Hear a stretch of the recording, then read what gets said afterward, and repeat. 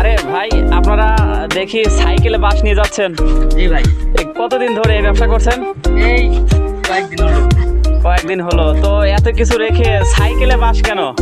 এই ধরেন যে সাইকেলটা একটা ভ্যান ভাড়া করতে গেলে অনেক টাকা লাগবে, সেই জন্য আমরা বুদ্ধি বের করলাম যে দুই সাইডে দুটো বাস দিয়ে সাইকেলে করে নেব। আচ্ছা, এটা দিয়ে কি হবে? এটা দিয়ে আমাদের যে ড্রেনের কাজ চলবে। আপনারা ড্রেনের কাজ চলবে। ও আচ্ছা, আপনার কি পৌরসভার লোক? না, আমাদের বাসা এই গুদামচরে, কিন্তু আমরা পৌরসভায় এসে কাজ করতে আসছেন? জি। আচ্ছা, তো এই দৃশ্যটি দেখে আমার কাছে খুবই ভালো লাগলো। প্রিয় দর্শক শ্রোতা, দেখুন সাইকেলে করে বাস নিয়ে যাচ্ছে, শত শত বাস। তো আমি যদি জানতে চাই, এইভাবে কতদিন ধরে বাস নিচ্ছেন আপনি? এক সপ্তাহখানেক। সপ্তাহখানেক। তো এই চিন্তা মাথায় আসলে কিভাবে যে আমরা সাইকেলে বাস নিয়ে যাব, কোনো ভ্যান কিংবা অন্য কোনো গাড়িতে নিব না, আমাদের সাইকেল আছে, সাইকেলে বাস নিয়ে যাব, এটা কিভাবে আসলো মাথায়?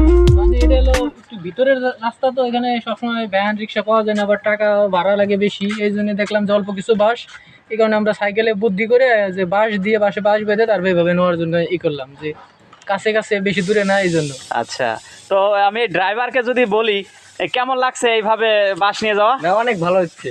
ভালো লাগছে? হ্যাঁ, ভালো লাগছে। আনন্দ আছে কাজে, না? এটা কাজে আনন্দ আছে। আচ্ছা, ঠিক আছে, ধন্যবাদ তোমাকে।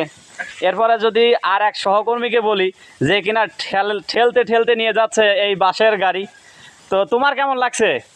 এই তো ভালো লাগতেছে। ভালো লাগতেছে না? অন্যরকম একটা অনুভূতি। হ্যাঁ। তো এখানে কি কোনো খরচ আছে? নিয়ে যাওয়া নিয়ে আসায় কোনো খরচ আছে?